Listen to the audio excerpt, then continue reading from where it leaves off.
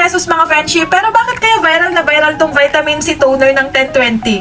Kasi kung iisipin mo, diba, ang mura lang niya, tapos effective kaya? Pero nang tinignan ko yung reviews niya mga friendship, legit nga! Ang daming nagre-review na sinasabi nila na nawala daw yung maliliit nila na pimples, tapos yung mga pinagbakatan ng dark spots nila, ayan, parang alam niyo yun, nawawala. Tapos meron pa doon na review na nabasa ko, so ginagamit niya daw to sa underarm niya, and yung underarm niya is pumupusyaw daw, so paano pa daw kaya kung talagang tuloy-tuloy yung paggamit niya nito?